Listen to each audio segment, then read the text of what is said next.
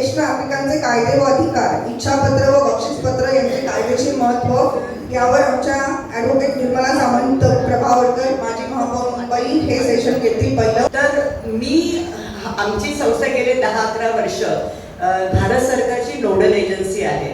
Nodal agency अशा महाराष्ट्रात 2च आहेत. एक पुण्याची संस्था आहे, जशी टाटा इन्स्टिट्यूट आहे तशी तेवढी मोठी नाही, पण समोर ट्रेनिंग आणि रिसर्च इन्स्टिट्यूट म्हणून आम्ही काम करतो. आणि जे ध्येय धोरण ज्येष्ठांसाठी भारत सरकारने ठरवलेलं आहे, त्यांचे प्रोग्राम जसे जसे ते आम्हाला देतात ते म्हणतात यू आर अवर, तुम्ही आमचे अंग बना.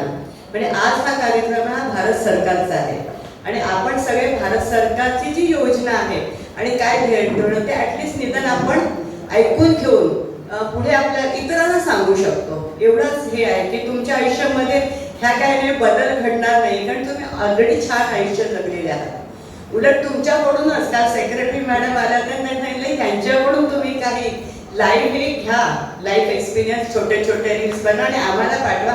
आम्ही त्यांच्या वेबसाईट वेब पोर्टलवर टाकू.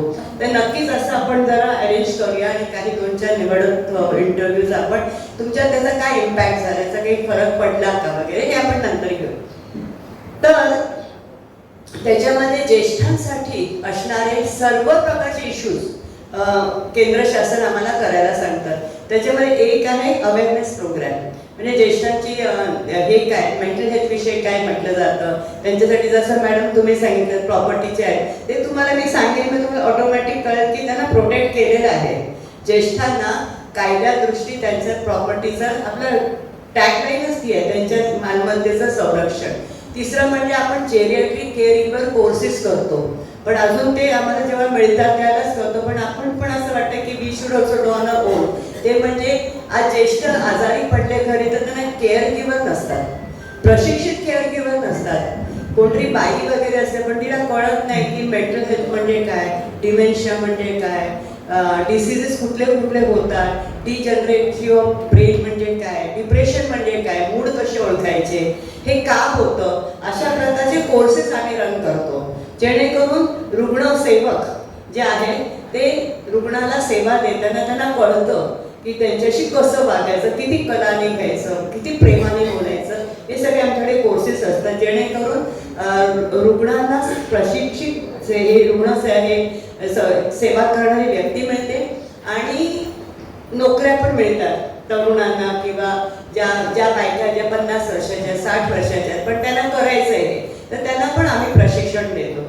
हे एक दुसरं आहे.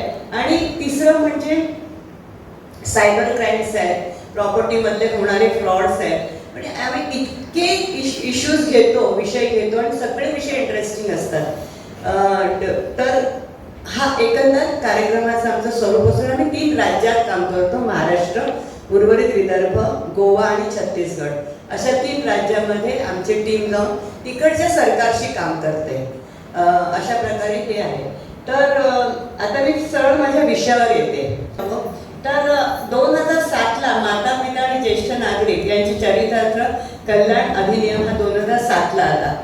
आता हा 7ला का आला, नेक्स्ट स्लाइड घेऊ नको, मी फक्त त्याने हे करते, त्याची बॅकग्राऊंड सांगते की जर म्हणजे मी नेहमी गमतीने सांगते की किंवा सांगते की आपले आदरणीय पंतप्रधान म्हणतात हमारे 140 की जनता. 2014ला ते 125 की बोलत होते, आता 140 करोड की जनता म्हणतात. म्हणजे 140 करोड लोक आज आपण भारतामध्ये राहतो, बरोबर आहे. महात्मा गांधीजी म्हणायची मेरी 30 करोड की जनता, बरोबर आहे. म्हणजे 75-77 वर्षामध्ये आपण 35-40 करोडहून इतके आलो. हे कसे आलो, बरोबर आहे. हा नेहमी प्रश्न पडतो. आणि तुम्हाला माहिती आहे की जनतेमध्ये वृद्धी नाही झाली, पण आयुष्यमान आहे ते वाढलेलं आहे. सो आपलं जर ग्रेसफुल एजिंग किंवा एजिंग ज्याला म्हणतात किंवा लॉन्जेव्हिटी ऑफ लाईफ ती आपली वाढलेली आहे, बरोबर आहे. हे वाढलेली का वाढले आहे, अर्थात चांगल्या औषधांचा शोध लागला, फार्मा कंपन्यांनी उत्कृष्ट औषधं आणली. ती आपल्या वय वाढण्यासाठी नाही आणली, त्यांच्या प्रॉफिटसाठी आणली, पण त्याचा प्रॉफिट आपल्यालाही झाला. पूर्वी ब्लड प्रेशर झालं तरी माणूस घाबरायचे, आता ब्लड प्रेशर किती झालं तरी बिनधास्तमध्ये आपण ते औषधं घेऊन जगतो. किती पण डायबिटीस सांगितलं तरी आपण डायबिटीस इन्शुलिन आहे म्हणून आणखी खातो. तर एनिवे, तर डायबिटीस आहे, हायपरटेन्शन आहे आणि लाईफस्टाईल डिसिजेस मुळे होणाऱ्या समस्या त्या वाढल्या. पण पूर्वी माणूस जगत नव्हता, पण हल्ली माणूस गेले 30-40 वर्ष जगायला लागला, कारण there is a good support of pharma कंपन्या. आणि हळूहळू आपलं काय झालं, लॉन्जिव्हिटी वाढलेली आहे. आता साधारण 90 वर्षाचं जर कोण, आता 75 पण जोरात साजरी करतात, पण आता 90 जोरात साजरी करतात आणि सहजपणे. आता 100 वर्ष ही is going to be a common thing. काही वर्षामुळे 100 वर्ष म्हणजे ही गुड न्यूज आहे आपल्या सगळ्यांसाठी, की आपण जगणारच आहोत सगळे. अर्थात जर आपण आपलं शरीर वगैरे व्यवस्थित ठेवलं, मानसिक स्वास्थ्य चांगलं ठेवलं, सगळी काळजी घेतली, ते is not going a big thing. परंतु एज जसं वाढतं ही एक आनंदाची बाब आहे साजरं करणं, पण तशी काही आव्हानं पण आहेत. तर ती आव्हानं कुठली आहेत? एकटेपणा येणार आहे, लोनलीनेस येणार आहे, मानसिक आजार वाढणार आहे. मग 2007 का लागले? म्हणजे आपल्याला नॅचरल हा प्रश्न वाटतो, तो जर आपलं स्वातंत्र्य एवढ्या वर्षापूर्वी मिळालं तर आपल्याला 2007 हे करावं लागलं. एवढा वेळ शासनाला झाला का? तर नाही, एवढा वेळ शासनाला झाला नाही. पार्लमेंटच्या असं लक्षात आलं की 60 नंतर जे लोनलीनेसचे प्रश्न आहेत, आणि जसं मॅडमने सांगितलं की प्रॉपर्टी रिलेटेड डिस्प्यूट वाढू लागले आणि ज्येष्ठांची प्रतारणा व्हायला सुरुवात झाली. त्यांना घरातून हकलून देणं, त्यांना रस्त्यावर टाकणं, त्यांच्या डोमेस्टिक व्हायलन्स होणं, त्यांची प्रॉपर्टीपासून त्यांना बेदखल करणं, कारण त्यांना विसरभोळेपणाचा रोग जडलेला असतो, आजार असतो. त्यामुळे त्यांना कळतच नाही ते कशावर सह्या करतात, काय करतात वगैरे, ह्याची हे घेणं, आणि त्यांना कुठेतरी टाकून निघून जाणारे एल्डर अब्यूज म्हणतात. ह्या केसेस खूप मोठ्या प्रमाणे वाढल्या.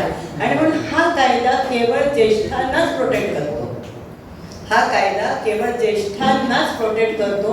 ज्या ज्येष्ठांचं वय 60 वर्ष आहे त्यांच्यासाठीच हा कायदा आहे आणि त्यांच्यासाठीच हा प्रॉपर्टीचं प्रोटेक्शन आहे, हे आपण ध्यानात घ्या. तर जर एखादी व्यक्ती 40 इयर्स ओल्ड असेल, 45 असेल, 50 असेल, त्यांना पण हा आहे. कारण तिकडे जर त्या कमी वयात माता पिता झाले असतील, चाइल्ड आहे, लवकर 18 वर्षी लग्न झालं आणि 45 वर्षी आजी आजोबा झाले, तर त्यांना पण हा प्रोव्हाइडेड माता पिता हा पण शब्द आहे. म्हणजे ज्येष्ठ नागरिक 60 इयर्सचे आणि माता पिता ऑफ एनी एज.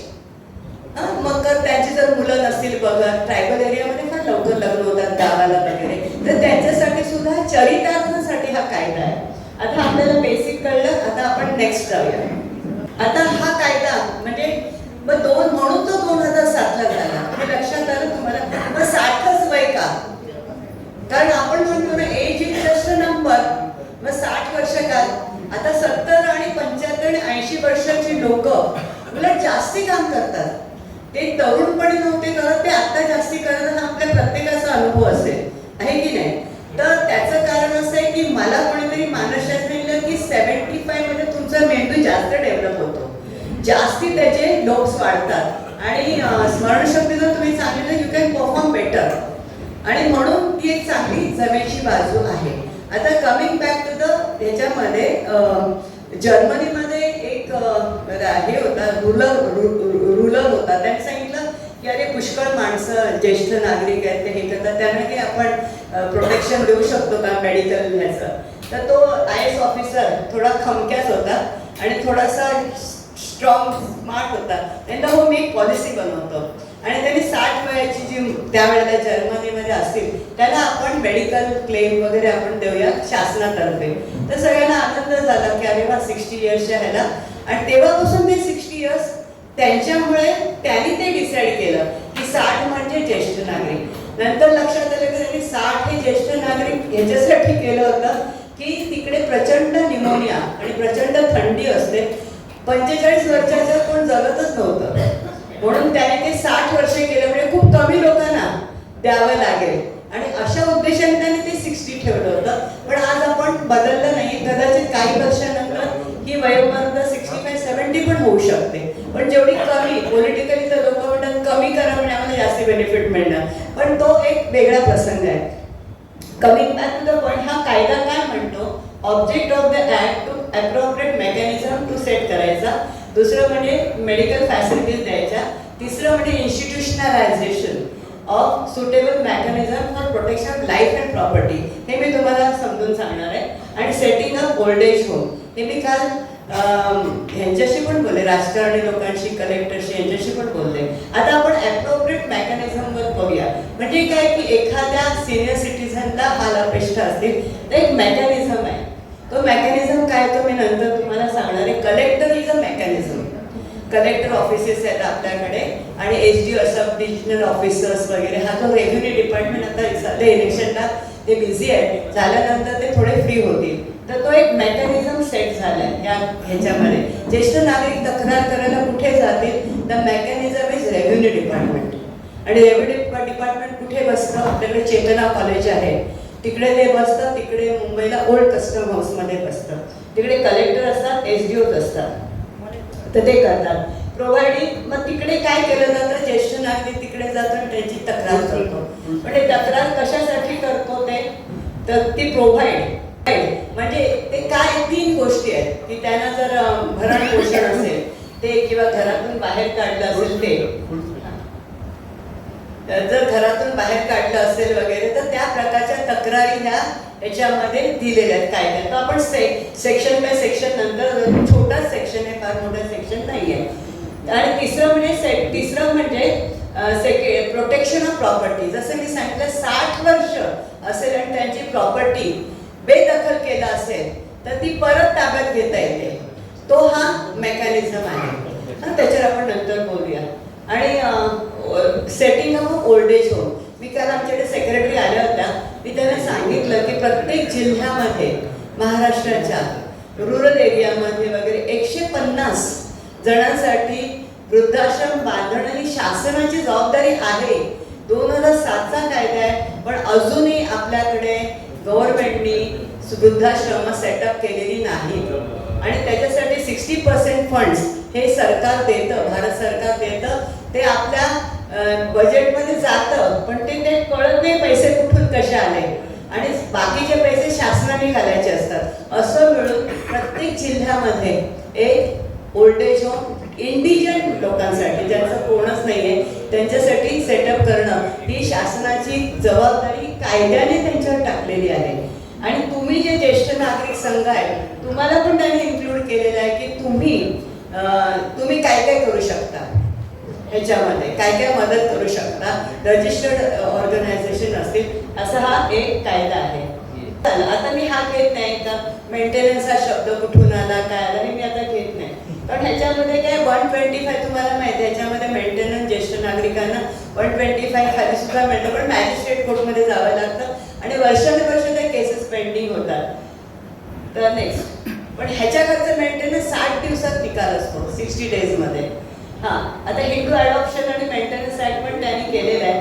ते असंच आम्ही दिलेलं आहे की मेंटेनन्स ऑफ पॅरेंट्स हा हिंदू अडॉप्शन ॲक्टमध्ये मुलाचं कर्तव्य आहे की त्यांना दिलं पाहिजे हिंदू अडॉप्शन ह्याच्यामध्ये. आणि parents include childless step mother असेल तर त्यांना मेंटेनन्स दिलं गेलंच पाहिजे. नेक्स्ट, आता मेंटेनन्स इन्क्लूड्स काय, तर जेवण म्हणजे कपडा लत्ता आणि राहण्याचं घर आणि मेडिकल फॅसिलिटी एवढ्याचसाठी मिळणार. आपण म्हटलं की मला एकदम लोणावळ्याला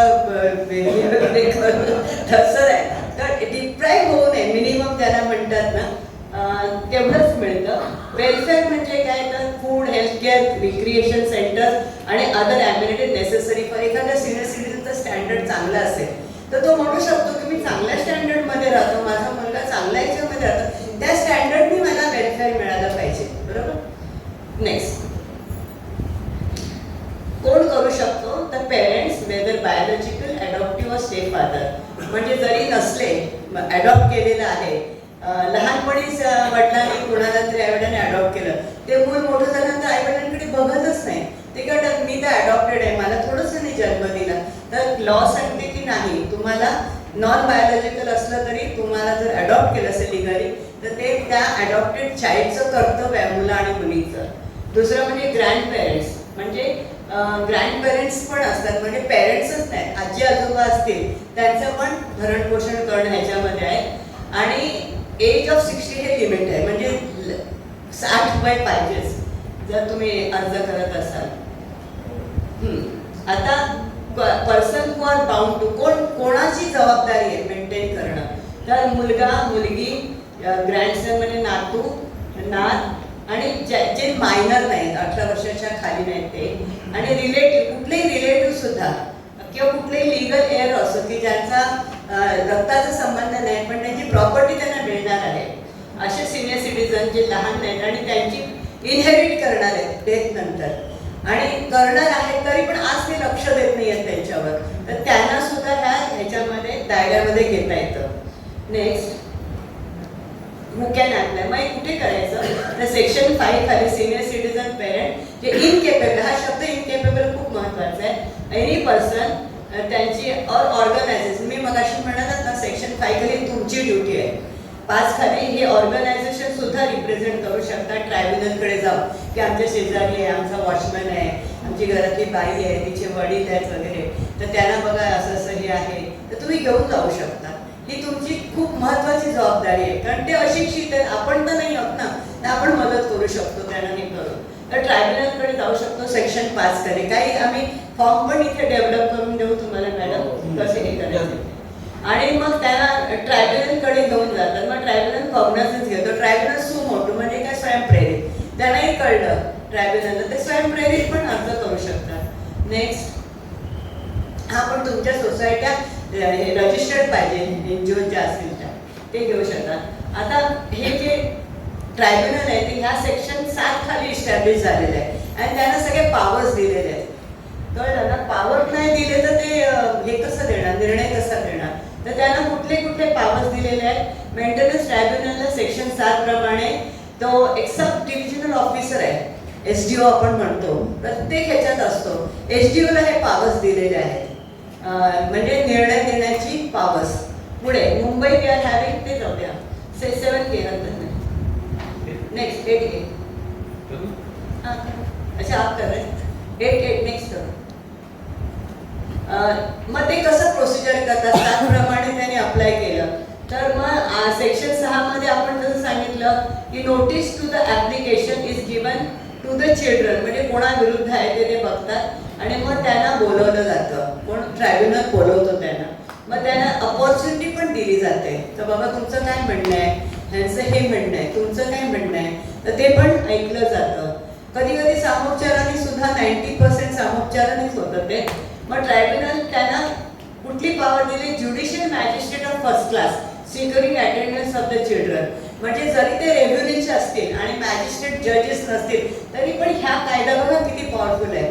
ह्या कायद्याने सिव्हिल कायदा आहे पण त्यांना क्रिमिनल पॉवर्स दिलेले आहेत SDOला. मग ते काय करतात, जर आलं नाही ना तर त्यांना अटेंडन्स कंपल्सरी आहे, अटेंडन्स कंपल्सरी करून ठेवलेलं आहे समोरच्या पार्टीचं.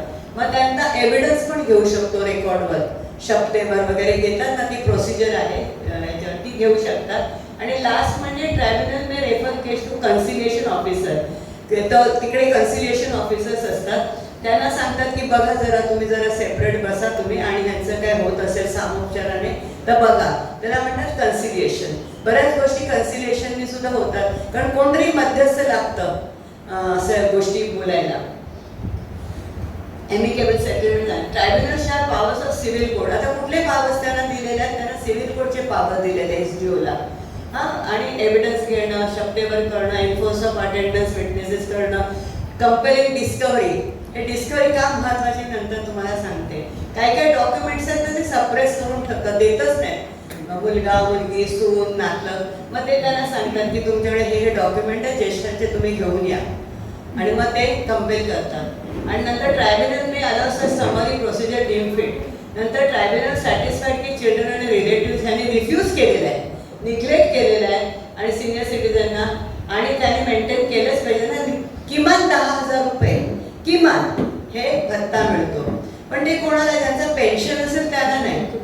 तुमचं प्रॉव्हिडंट फंड आहे, पेन्शन आहे, तुम्ही गव्हर्नमेंट सर्वंट आहात, तुम्ही बँकेचे होतात आणि तुम्हाला रेग्युलर इन्कम आहे, त्यांना हे नाही आहे. पण महाराष्ट्रामध्ये देशामध्ये कमीत कमी मी तुम्हाला सांगू की सिनियर सिटीजन 60 लोक फार्मर्स आहेत, त्याच्यातले बरेच लोक इंडिजंट आहेत. म्हणजे आपण आपला विचार नाही करत, आपण अख्ख्या देशाचा विचार करतोय. देशामध्ये असे त्यांना 10,000 रुपये पण पुष्कळ आहेत.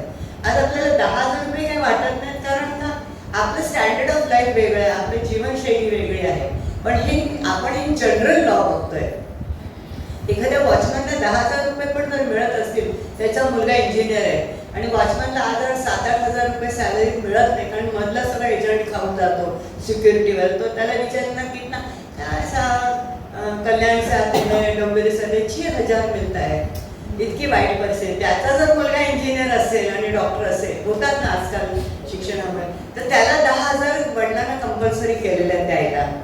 That is one. नंतर मग जर ते ऑर्डर कमी वाटली तर ती चेंज पण करता शकतो. त्याला मॉडिफिकेशन ऑफ ऑर्डर म्हणतात, चेंज ऑफ सर्कमस्टन्सेस. इथे फक्त मी पॉज घेते की कोविडच्या वेळेला बऱ्याच लोकांचे जॉब गेले होते, त्याच्यामुळे मग ते म्हणतात मॅजिस्ट्रेट एसडीओला की साहेब आमचेच जॉब गेलेले आहेत, आम्ही वडिलांना कसं देऊ. मग ते अंडरटेकिंग लिहून घेतलं की तुम्हाला जॉब मिळाल्यानंतर तरी द्या, आणि मग थोडंसं कमी केलं होतं त्यांना. म्हणजे चेंज सर्कमस्टन्सेसमध्ये मुलाचीच नोकरी गेली किंवा काहीतरी झालं तर असं नाही की तू कुठून कर्ज काढून घेणं तुला आतमध्ये टाकू, असं नाही. लॉला पण एक कॉमन सेन्स आहे. नेक्स्ट, मेंटेनन्स ऑर्डर मग जी आहे ती कुठल्या सेक्शन खाली ते एन्फोर्समेंट ऑर्डर. आता एखादा अतिशय हुशार माणूस मिळाला, माझी MLA MP याची वगैरे ओळख आहे वगैरे, MLA MP असलं का त्यांना हे नाही करत, पण त्यांनी सांगितलं मी माझ्या पाठीमागे एवढं मोठं सरकार आहे, मी तुमची ऑर्डर नाही पास करणार, जर तुम्हाला काय करायचं तर बोलू शकत नाही, कारण पहिलं प्रोव्हिजन आहे. तर मेंटेनन्स ऑर्डर वगैरे आहेत ना, तर लगेच काय होतं ते बघा, खाली पोलीस दिलेले आहेत, बरोबर आहे. आता ह्या कायद्याची खूबी अशी आहे की ज्याला मी पोलिसांना कायदा आम्ही शिकवतो ते म्हणतात मॅडम अख्खा कायदा वाचा, पोलीस हा शब्द कुठे नव्हताच. म्हटलं म्हणूनच नव्हता, तुम्हाला पॉवर दिले तर तुम्ही सगळं पोलीस स्टेशनला सेटल कराल, कारण आता ते नको आहे. केंद्र त्यांनी सांगितलं की आम्ही ऑर्डर पास करू ट्रायबल, तुम्ही फक्त इम्प्लिमेंट करा, म्हणून इम्प्लिमेंटेशन ऑथॉरिटी म्हणून हे पोलिसांना दिलेलं आहे. आता 125 CRPCचा मगाशी सांगितलं ना, त्याच्या जी पॉवर्स आहेत ते ह्याच्यामध्ये त्यांनी दिले. Section 11 has to be read with section 120 of CRPC. आता ते न्याय संहिता, दंड संहिता वगैरे काय काय आलेलं आहे, त्याच्यातला जो 125 आहे त्यामध्ये attachment and sale of property, त्या व्यक्तीने जर ऐकलं नाही त्या ऑर्डरचं तर त्याची प्रॉपर्टी अटॅच होते आणि ती सेल होते आणि त्याच्यातून सक्त वसुली केली जाते. आता बरंचसं हे पेपरवर आहे हे तुम्ही म्हणाल, पण तुम्हाला कायदा कळला तर तुम्ही एन्फोर्स करा, नाही का. दुसरं म्हणजे अमाऊंट ऑफ मेंटेनन्स रिकवर नाही झाले तर अरेस्ट वॉरंट आहे याच्यामध्ये. बऱ्याच लोकांना माहित नाही, सॉरी टू से पोलिसांनाही माहित नाही की ह्याच्यामध्ये अरेस्ट वॉरंट आहे, बरोबर आहे. नेक्स्ट, नंतर सेंटेन्स टू सफर इम्प्रिझनमेंट आहे. म्हणून आम्ही सगळीकडे अवेअरनेस का करतो पोलिसांमध्ये, जनतेमध्ये, ज्युडिशियरीमध्ये वगैरे, की हा कायदा खूप पॉवरफुल आहे, प्रोव्हाइडेड आपण तो समजून घेतला आणि योग्य व्यक्तीला मदत केली तर. आता नेक्स्ट, एक माझ्याकडे एक केस होती, त्याच्यामध्ये खूप हे होते, सुशिक्षित हे होते, कपल होतं आणि त्याचे वडील वेस्ट बेंगॉलहून आई वडील यायचे.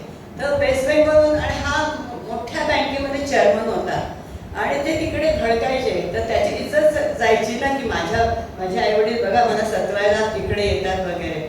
तर त्याला आम्ही सांगितलं की बाबा तू, पण त्यांच्या आई वडिलांची गरज पैसे नव्हते, ते म्हणतात की हे सोडून तू आमच्याकडे राहायला आहे. That was not the aim of the हे. तो म्हणतो मी जर ह्यांच्याकडे राहायला गेलो तर मी आज मोठ्या बँकेचा चेअरमन आहे. तर म्हणून आम्ही त्या लोकांना समजून सांगितलं की तुम्हाला, तो म्हणतो पाहिजे तर मी पैसे देतो, त्याने ते फ्लॅट घेऊन राहतो, वेस्ट बेंगॉलमध्ये त्यांची सेवा कशी काय करत राहणार. अशा पण केसेस येतात विच डू नॉट फॉल, पण पेरेंट्सला वाटतं की आमची प्रतारणा होते, मग तिकडे पण त्यांनी नाही म्हटलं अरे तू नाही केलंस तर तुला अरेस्ट आहे, म्हणून तो घाबरत गेला. म्हटलं you first go and appeal against the order in Kolkata हायकोर्टला आणि मग समजून सांग की मी डिसओबे नाही करत आहे ऑर्डर, मला ओबे करायचे, पण व्हॉट डिमांड इज हे सांगतात ते मी नाही करू शकत. म्हणून त्यांनी ते स्वतःचं प्रोटेक्शन घेतलं. चेअरमन म्हणजे chairman and managing director of one very foreign bank माझा क्लायंट म्हणून आला होता. म्हणून तेव्हा मी त्यांना सांगितलं की आय कॅनॉट टेक युअर क्लायंटशिप, कारण मी हे सगळं मोफत करते, पण I can give free legal advice आणि तू कलकत्त्यात जा, तिकडच्या कोर्टाने केलंय, you file writ petition against the order of the magistrate आणि यू एक्सप्लेन हिम की ते सर्कमस्टन्स हे सर्कम वेगळे आहेत, तेव्हा त्याला कुठेतरी ती शांतता मिळाली. अगेन आता आपण establishment of old age home हे मला आणखी युवराजला थोडंसं पत्रकारिता करून किंवा काहीतरी अवेअरनेस करून पुढे नेला पाहिजे तो अजेंडा. म्हणजे establishment of old age homes. Okay, म्हणजे काय होतं की जर तुम्ही अजूनही गावात गेलात ना तर सगळं हे म्हणतात ना त्याला ग्रे एरिया झालेला आहे. सगळी मुलं मायग्रेशन होऊन शहरात आलेली आहेत आणि आई वडील बिचारे तिकडे एकटेच पडलेले आहेत. त्यांना राहण्याखाण्याचा प्रॉब्लेम नाही आहे, आजूबाजूचे अजूनही कल्चर चांगलं आहे की ते टेक केअर. परंतु मेडिकल ऐन वेळेला काही झालं त्यांना बोलायला कोणतरी हवं ना, त्यांना कम्युनिकेशन करण्यासाठी कोणतरी हवं. मग अशा प्रकारचे जर आपण डे केअर सेंटर सुरू केले किंवा ओल्ड एज होम सुरू केले की त्या वयाची माणसं निदान एकत्र तरी राहतील. आणि हे करण्यासाठी केंद्राने कायदा केलाय 2007ला. मी काल मॅडम आमच्याकडे आल्या होत्या, त्यांना म्हटलं मॅडम हर्षदीप कांबळे आपले हे आहेत सेक्रेटरी आहेत, आपण जाऊया त्यांच्याकडे. मी म्हटलं why don't we talk to Harshdeep आणि त्यांना सांगायचं की हा कायदा आहे. How many old age homes you have established in Maharashtra. मी ज्यावेळेला हे मंत्री होते ना आपले केसरकर, त्यावेळेला मी केसरकरना विचारलं की केसरकर साहेब तुम्ही किती ओल्ड एज होम इस्टॅब्लिश केले, पैसा येतोय, not that funds are not that. केंद्र शासन 60% फंड्स महाराष्ट्राला अख्ख्या इंडियाला पाठवतात, त्यातला प्रपोर्शन महाराष्ट्राला पण देतो. पण त्यांचा जो मोठा बजेट असतो ना त्याच्यात तो डायरेक्ट जातो. त्यांना कळत नाही कुठल्या हेड खाली आलेले आहे. पासबुक मध्ये एंट्री आहे पण त्यांच्या अकाउंट मध्ये नाही. आणि there are no separate account, ह्या मिनिस्ट्रीचं अकाउंट वेगळं काय असं काही नसतं. ते फक्त शेवटचा क्लोजिंग बॅलन्स बघतात. अरे पण ते ओपनिंग बॅलन्स थोडे इकडे पण टाका ना. हा मला कधी कधी क्लास IAS ऑफिसरचा घ्यावा असं वाटतं, खरं सांगते. हा ते कसं त्यांचं असं plan budget, non plan budget आणि फ्युचर हे 3 हेड खाली बजेट संपतं. मग ते महापालिकेचं असो की ह्यांचं असो. प्लॅन बजेट मध्ये नेहमीच्या योजना असतात, अनप्लॅन बजेट मध्ये लाडकी बहीण असते, आणखी काय काय योजना असतात त्या अनप्लॅन आहे ना. इकडचं तिकडे तिकडचं इकडे कोण बघतंय. लाडके सिनियर व्हायला पाहिजे. लाडके ते आम्हाला लाडके सिनियर्स पण नको, आमचा हक्क आम्हाला पाहिजे. आमचं आहे ते आम्हाला द्या. आम्हाला डिग्निटी पाहिजे. आम्ही लाडके सिनियर सिटीजन केव्हा हो, वी वॉन्ट डिग्निटी. आम्हाला स्टेटस आहे, आम्ही झिजलोय. आम्हाला डिग्निटी द्या, आम्हाला स्टेटस द्या, आम्हाला आमचे हक्क द्या. तेवढं जरी दिलं तरी आम्हाला हे, पण ते पण तुम्ही देत नाही. म्हणून आमच्यासारख्यांचं हे कर्तव्य आहे की त्याच्यासाठी फाईट करणं. तर 150 सिनियर सिटीजन इंडिजेंट जे अगदीच रस्त्यावर वगैरे असतात, भीक मागतात, भीक मागणारे इंडिजेंट सिनियर सिटीजन आम्हाला रेल्वे ऑफिसमध्ये IAS ऑफिसर सुद्धा मिळालेले आहेत. कारण they have lost their memory. They have lost their memory. एका माणसाने प्रशासन चालवलं आणि आज तो रेल्वे कंपार्टमेंट बहिणीचा जिसको वापस मत लाना कभी दिखेगा. तो माझ्याकडे कोणी 3 वेळा परत पाठवलं. ती मुलगी पण येऊन सांगेल तुम्हाला की एकदा रेल्वेमध्ये काय हे भेटला आणि तो असाच हतबल पडला होता. युवराजजी यांना एक सांगत होते स्टोरी की नाही ओके. तर मी त्यांना इंडिजंट मध्ये जर तुम्ही ओल्ड एज होम मध्ये गेला तर इंडिजंट मध्ये भारत पाकिस्तान वॉर खेळलेले, पायाला गोळ्या लागलेले तुम्हाला हिरोज पण, अनसंग हिरोज पण भेटतील. मोठे मोठे रायटर्स पण भेटतील, मोठे मोठे पुरस्कार विजेते पण भेटतील. पण during the passage of time they have lost their memory. त्यांची आई, त्यांचे नातलग गेलेले आहेत आणि त्यांना जगायचं आहे. मला सॉरी टू से तुमच्यासमोर बोललं नाही पाहिजे, मला तुमचं रात्रीची झोप नाही घालवायची, पण हे सत्य आहे की ते म्हणतात काही ओल्ड एज होम मध्ये मी गेले ना अगदी म्हणजे गरीब, ते म्हणतात आम्ही इथे आलो कारण आमच्या सरणावर आम्हाला चढवायला शेवटचं कोणतरी पाहिजे. आज आमचं सगळं झालं पण if I found dead on then what. कोणीतरी मला अग्नी दिला पाहिजे. म्हणजे किती व्यथा आहे बघा ज्येष्ठांची. म्हणून हे कायदे आपण केलेले आहेत की इंडिजन जर ओल्ड एज मध्ये ठेवले तर निदान ते रस्त्यावर आहेत. आणि अलिबाग आणि सीशोर खाली असणारे सिनियर सिटीजन होम हे सगळ्यात श्रीमंत असतात, कारण त्यांच्या मोठ्या मोठ्या प्रॉपर्टीज आहेत, पण त्यांच्या नातलगानेच त्यांना बेदखल केलेलं आहे आणि त्यांना रस्त्यावर टाकले की ह्यांची मेमरी गेली म्हणून, आणि त्यांची प्रॉपर्टी मिळावी आणि फक्त ते वारल्यानंतर सक्सेशन सर्टिफिकेटसाठी येतात आणि डेथ क्लेम म्हणजे अशा लोकांना घेऊच नका. Don't give them.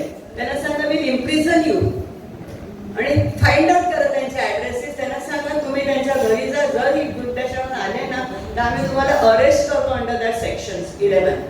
म्हणजे सेक्शन्स खूप आहेत, खूप प्रभावी कायदा आहे हा, पण आपल्याला समाजामध्ये अवेअरनेस करणं खूप गरजेचं आहे. आता नेक्स्ट ह्याच्यामध्ये आपण medical support for senior citizen, हे डॉक्टर्ससाठी आहे. हे डॉक्टर्स जे आहेत त्यांच्यासाठी पण आपण हे केलं आहे की त्यांनी पण bed for all senior citizen हे आम्ही आता जाहीरनाम्यात प्रत्येक पॉलिटिकल पार्टीच्या टाकायला सांगितलं. आम्ही सगळ्या पॉलिटिकल पार्टीजकडे आमचा एक ग्रुप आहे सिनियर सिटीजनचा, they are gone to all political parties आणि सांगितलं की तुमचा मेडिकल अजेंडा सिनियर ज्येष्ठांसाठी काय असेल. आता त्यांना वेळ नव्हतं सगळं तिकीट डिस्ट्रीब्युशन मध्ये आणि याच्यात ए फॉर्म बी फॉर्म सी फॉर्म काय वाटलं काय, त्यांची ही परिस्थिती आहे तर ज्येष्ठांची काय असेल. पण नंतर आपण त्यांना घेऊया, एकदा निवडून येऊन दे, कोणाचंही सरकार येऊन दे, पण आपल्याला हा अजेंडा मात्र करायचा आहे. आणि मला आणि युगल तुमच्या सगळ्यांचा पाठिंबा लागणार आहे की हे आपण करूया. मग काय तर इथे जेवढे हॉस्पिटल्स आहेत यू एन्श्योर की ते बेड्स आहेत ते सिनियर सिटीजनसाठी वेगळे पाहिजेत. यू एन्श्योर की सगळे सेपरेट यूज पाहिजेत. फॅमिली ट्रीटमेंट जे क्रॉनिक टर्मिनल अँड डिजेनरेटिव्ह डिसीजेस आहेत त्याच्यासाठी वेगळं बजेट पाहिजे. वी हॅव डिमांडेड, मी स्वतःला सांगितलं तर 10% हा जो हे आहे मनी आहे, जो मोठा आपला बजेट येतो तुमच्या आणि माझ्या टॅक्स पेअरनं, तो 10% मुंबई महानगरपालिकेने ज्येष्ठांसाठी राखीव ठेवलाच पाहिजे. बरोबर आहे. हां, आणि केअर फॉर जेरियाट्रिक पेशंट एवढा किती आम्ही होते त्याला ते 25,000 crores होतं. आता तर मला असं वाटतं एक मोठ्या राज्याच्या पेक्षा जास्ती आलेलं आहे. त्यातला जर थोडा बजेट जर आपण ह्या हेल्थसाठी ठेवला आणि मी एन्श्योर आपण शांत बसतो ना, आपल्याला काय वाटत नाही, त्याच्यामुळे मग राज्यकर्ता नाही काय वाटत नाही, मग त्यांना वाटतं ठीक आहे जेव्हा इलेक्शन होतं बघूया. We are also should be responsible senior citizens. पुढे आपण सगळे आहोत रिस्पॉन्सिबल, पण आपण आवाज कमी हे करतो उचलतो, पण आपली हे नाही आहे कलेक्टिव्ह पॉवरची ताकदची आपल्याला कल्पना नाही आहे. पुढे एनिवे सिनियर सिटीजन क्लास हा सगळ्यात महत्त्वाचा गाभा आहे. आत्मा जो आहे ना तो हा आहे ह्याचा प्रोटेक्शन ऑफ प्रॉपर्टी. हा आजचा कायदा आहे ना ज्येष्ठ नागरिकांचे मालमत्तेचे संरक्षण दॅट कम्स अंडर सेक्शन 23. हा फ्रेम करून ठेवा घरामध्ये, तुमच्यासाठी नाही पण कोणासाठी तरी.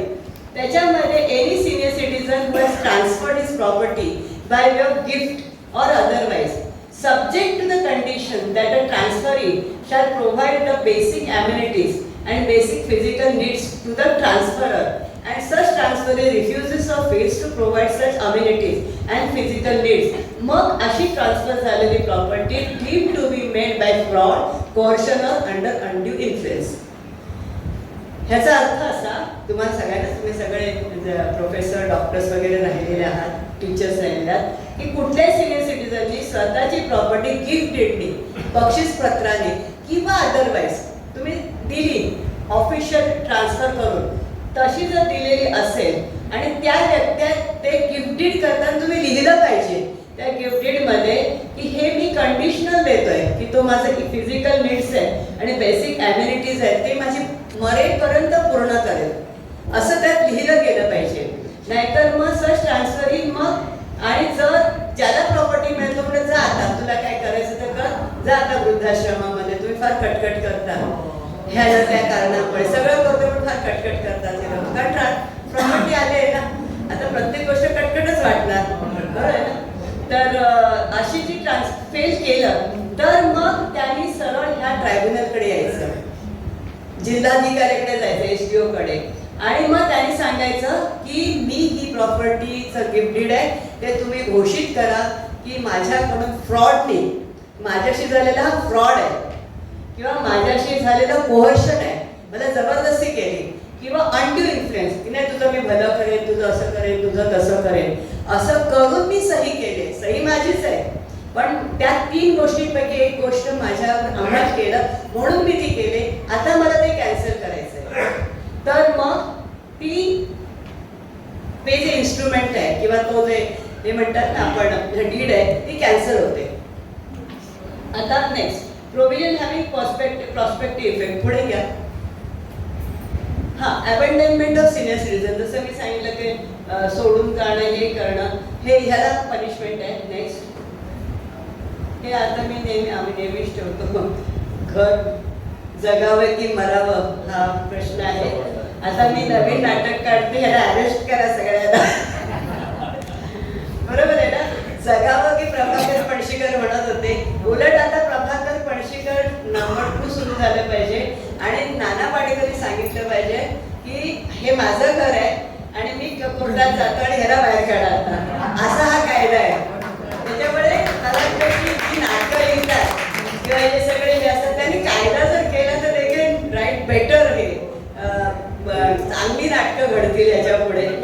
नटसम्राट 2 काढून घर देता का घर अशी मग मुलं म्हणतील आता मला घर परत देता का. नवीन प्रपोजल नवीन कायदा आहे. 2007चा कायदा लेखकांना कळला पाहिजे. त्यावेळेची परिस्थिती होती ती, पण आता परिस्थिती बदलली आहे. 2007 नंतर ही परिस्थिती येणार नाही आता. आता मुलं म्हणतील घर देता का घर. सिनियर सिटीजननी पण भावनिक होऊ नये. नाही तेच म्हटलं की सिनियर सिटीजननी भावनिक न आता असं म्हटलं पाहिजे की वेगळं घर हवं का घर. घर हवं का घर. तर अगेन मी कमिंग बॅक टू द आहे की हा सगळ्याचा महत्वाचा जो गाभा आहे तो जर प्रॉपर्टी तुमची जी काय आहे आयुष्यभर कमवलेली असते आणि जर जसं वय वाढतं तसे तुमची क्रयशक्ती आर्थिक शक्ती कमी होते. शक्यतो तुमच्याकडे असलेला पैसा राखून ठेवा, कारण तुमची ती ताकद राहणार नाही नव्याने करण्याची. बरोबर आहे ना. तेव्हा शक्यतो आपला पैसा आहे तो एकदम कंजूसपण नका करू, पण एकदम ऑनलाईन पण खरेदी नका करू. ऑनलाईन खरेदीचे फार फॅट लागले आपल्याला आणि आपल्या खिशातून कसे पैसे जातात कळत नाही. तर जास्त डिजिटल हे करून आणि सगळ्यांना बँकेचे व्यवसाय फार डिजिटल नका करू. तुमच्याकडे ना तुम्ही फक्त जेवढं हवं जीपे वगैरे करायला तेवढेच ठेवा अमाऊंट. एक वेगळं बँक अकाउंट काढा ज्याच्यामध्ये तुम्हाला ऑनलाईन बँकिंग करायला तेवढंच करा. एक 25,000 30,000 50,000 हेही जास्त होतील. मला नाही वाटत प्रत्येक महिन्यामध्ये तुम्ही 10,000 तुमच्या बँक अकाउंटमध्ये ठेवूच नका. तुम्ही ऍड करू शकता ना कमी झाल्यानंतर, पण झाला फ्रॉड तर फार तर 10,000च होईल आणि बाकीचे सगळे तुम्ही अशा ठिकाणी ठेवा की तो त्याच्याशी फ्रॉड होणार नाही. तर ह्या सगळ्या ज्या गोष्टी आहेत आणि तुम्ही विदाउट इंटरेस्ट ना ते पैसे हे करू शकता. ठेवून कशाला शकता. जेवढं तुम्ही बाजारात इंटरेस्ट पण मिळतं ना. कमी लागलं तर बँकेने फॅसिलिटी ठेवली आहे ना की पटकन ट्रान्सफर करून तुम्हाला कधी लागलं. मी काही लोकांना विचारतो आप 2-4 लाख क्यों रखते हो. अरे कभी कुछ हो जाएगा तो इमरजेंसी कोई बीमार कितना बीमार पडेगा कितना इमर्जन्सी होगा. जर इमर्जन्सी झाली तर तुमच्या FD मध्ये तुमच्या शेजारी तुम्हाला मिळतं 1% पेनल्टी जाते आणि परत तुम्ही ते रिस्टोर करा. अशा अनेक गोष्टी आहेत. आम्ही फायनान्शियल लिटरसीवर पण मला कधी कधी असं वाटतं की घ्यावं. फायनान्शियल लिटरसी नसल्यामुळे आपणच आपले इन्कम कमी करून टाकतो. पण तुम्ही स्वतःची फायनान्शियल लिटरसी वाढवली तर परत कोणाकडे हात द्यायची गरज नाही. डिजिटल फ्रॉड्स नाही होणार. पण तो वेगळा विषय आहे. अगेन मी थोडंसं बिलवर बोलते. मला बरेच जण विचारतात की बिल किती प्रकारचे असतात, कारण 2 डॉक्युमेंट्स आहेत ना शेवटी आपल्याकडे. बिल बनवणं श्रेष्ठ की गिफ्ट डीड करणं. आता तुम्हाला नवीन हे आले माहिती आहे ना तुम्हाला की प्रोबेटची गरज नाही आहे. ते एक बरं झालं. पूर्वी आपण बिल केलं आपण पूर्वी बिल केलं बरोबर आहे आणि नॉमिनेशन दिलं तरी सोसायटी काय म्हणायच्या प्रोबेट करा. बरोबर आहे. प्रोबेट केव्हा होतं. बिलच चॅलेंज केलं आणि बिल केव्हा चॅलेंज होतं after the death of that person. बरोबर आहे. म्हणजे बिल केलं तर आपण म्हणतो मी बिल करून ठेवलेलं आहे ठीक आहे. पण आई वडिलांना भीती वाटते की आम्ही बिल केलं आणि सोसायटीने ते ऍक्सेप्ट नाही केलं लोकांनी म्हणून ते गिफ्ट डीड करतात. गिफ्ट डीड केलं तर परत हा प्रश्न होतो की बेदखल होण्याची भीती आहे. म्हणजे मी म्हणते गिफ्ट डीड शक्यतो तुम्ही करू नका. आणि जर तुम्हाला गिफ्ट डीड करायचं असेल तर ते कंडिशन्स टाका. त्याचे पण आम्ही तुम्हाला हे देऊ, ते कंडिशन टाकून तुम्हाला ड्राफ्ट देऊ. म्हणजे करायचं असेल तर बाबा ही मी कॅन्सल करेन असं काही गिफ्ट डीड मध्ये लिहा. म्हणजे कधी पण तुम्ही ती गिफ्ट डीड कॅन्सल करू शकता. तुम्हाला असं वाटलं की तुमच्याकडे एकापेक्षा 2-3 फ्लॅट आहेत तर एक तरी स्वतःसाठी ठेवा, ज्याच्यामध्ये गिफ्ट डीड पण करू नका, तुमच्याकडे ठेवा. कारण तुम्हाला नेहमी वाटलं पाहिजे की बाबा मला असेपर्यंत हे माझं शेल्टर आहे, हे सोडू नका कधी. आणि नंतर प्रेम किती जरी असलं मुलापोटी, अरे तोच आहे रे माझा आनंद, शेवटी एवढं केलं. पण आनंद कधी तुमचा आनंद हिरावून येईल ना सांगता येत नाही. सर्कमस्टन्सेस कधीही चेंज होतात, नाही करणार तो. शेवटी त्याचंच तर आहे, त्यालाच तर द्यायचंय, त्यानेच तर कष्ट केले. तोच बिचारा दीपक आमचा, दीपक का पूछे का मालूम नाही. तर ह्या भावनिक ह्याच्यात जाऊ नका. आणि मुलं पण इतकी चांगली आहेत ना हल्ली, ते पण सांग बाबा नको, आम्हाला नको तुमचं, तुम्ही तुमच्याचकडे ठेवा. पण ही महाराष्ट्रातली उदाहरणं, अख्ख्या भारतातली नाही ती उदाहरणं. इतकी भयानक उदाहरणं मला इतर राज्यातून येतात की मला आनंद वाटतो की आपलं राज्य खूप चांगलं आहे. आणि परंतु आता ह्या सगळ्या इम्पॅक्ट एवढा झालेला आहे सोशल मीडियाचा, ह्याचा त्याचा. आणि हा ब्रेन आहे ना तो कधी पण चेंज होतो. हा जो मेंदू प्रकार आहे ना, वीर म्हणजे काय की आत्ता मला श्रीखंड खावंसं वाटतं, मला आवडतं श्रीखंड, मी एक कप घेतला, दुसरा कप घेतला, मला त्याची टेस्ट कमी झाली, तिसऱ्या कमात टेस्ट, चौथ्या कमात बघूनच उलटी आली. बरोबर आहे. म्हणजे माझी विल चेंज होते. तशी तुमची भावनिक विल आणि प्रॉपर्टीची विल पण चेंज होऊ शकते. आणि म्हणून त्याला विल म्हटलंय. Will is always temporary in time being, it can always change. तुम्हाला पाठीमागे coming back to the point, the will is always changing. म्हणून प्रत्येक वेळेला विल करताना आपण काय म्हणतो, this is my last will. म्हणजे काल केलेली काय विल असेल आणि आज केली तर आजची लास्ट विल आहे, मग ती उद्याची पण लास्ट विल असेल. विल तुम्ही किती पण करू शकता. हो हो करू शकता. ते बिल आपण सारखं दिवसाला 4 पण करू शकता. पण तसं करू नका. आता बरेचशी कॉपरेटिव्ह सोसायटीज हे मागतात, सक्सेशन सर्टिफिकेट मागतात किंवा हे करतात. आता प्रोबेट केव्हा मागितलं तर बिल केलं तर म्हणतात नाही तुम्ही प्रोबेट घेऊन जा. आता त्या दिवशी आपण एक जजमेंट मला वाटतं मंत्रालयातूनच तो लॉच हे केलेला आहे आणि त्याने प्रोबेट नाही सांगितलं. ते बरं झालं, ते खूप बरं झालं. प्रोबेटला कमीत कमी 50,000 तर स्टॅम्प ड्युटी असते, कोर्टात जायचं, हायकोर्टला जावं लागतं आणि वेळ किती फुकट जातो. त्यामुळे त्यांनी मुंबई, चेन्नई, कोलकाता अशा शहरामध्येच ते होतं, पण तिथून ॲटलिस्ट मुंबईने कॅन्सल केलं. ते हे जे बिल आहे ना ते कुठल्या सेक्शन खाली येतं, इंडियन सक्सेशन ॲक्ट, भारतीय वारसा कायदा. जसं मी मगाशी सांगितलं की वारसा कायद्यामध्ये आपली वारस हक्क आणि प्रॉपर्टी नेक्स्ट कोण वारस असावा ते डिसाईड करतं. म्हणून त्याच्या अंडर ही बिल येतं. त्यानंतर इंडियन सक्सेशन ॲक्ट हा ब्रिटिशांनी केलेला कायदा आहे जो अजूनही आपल्याकडे. आता टाईप्स ऑफ बिल, बिलमध्ये एक जे बिल करतात, validity of declaration bill is, जो बिल करतो तो त्याला टेस्टेटर म्हणतात कायद्यामध्ये, टेस्टेटर. आणि तो साऊंड माइंडचा पाहिजे, म्हणजे त्याची जी मानसिक अवस्था आहे ती साऊंड पाहिजे. नंतर त्या कितीतरी आहेत बघितलं, अनसाऊंड माइंडचे पण लोक मी बघितले बिल करतात, काहीच नाही हातामध्ये तरी त्यांनी बिल केलेली आहे. मग ती बिल म्हणजे नॉट साऊंड माइंड. त्याच्यानंतर व्हॉलेंटरी केली पाहिजे आणि त्याचं इंटेन्शन डिसीजपासूनचं त्याच्यामध्ये दिसलं पाहिजे. ती should be fairly also done.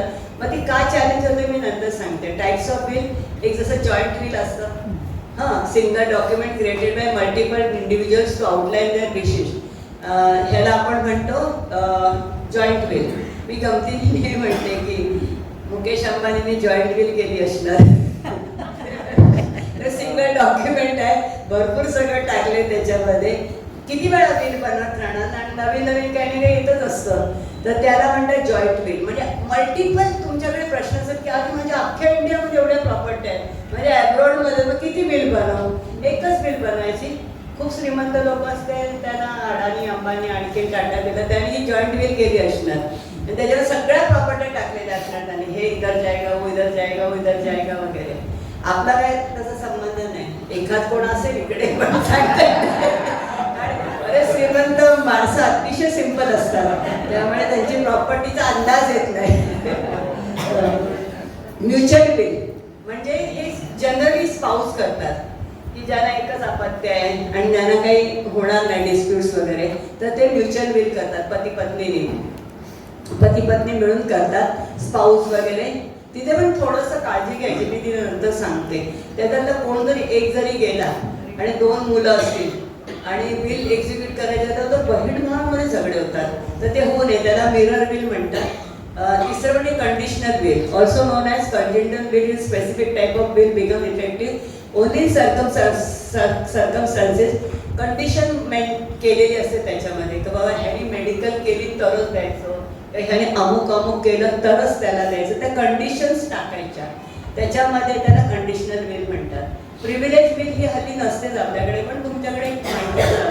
These are the wills by soldiers army man sailor. आता तुम्ही कुठला तो डिप्लोमॅटचा कुठला तो पिक्चर आता बघितला धुरंधर मध्ये ही प्रिव्हिलेज बिल बनू शकते. एवढ्या फाईट्स आहेत त्या बलोचमध्ये आणि यांच्यामध्ये त्यांच्या प्रॉपर्टीचं काय होत असेल हेच मला प्रश्न पडला ते पिक्चर बघताना. तर त्याच्यामध्ये जे सोल्जर्स असतात जे मारामाऱ्या करतात आर्मी मॅन आहेत डिप्लोमॅट्स आहेत फाईट त्यांना कधीही मरण येऊ शकतं आणि त्याने बिल नसेल केली तर ते डिक्लेअर करू शकतात. ती फक्त प्रिव्हिलेज क्लासला असतो.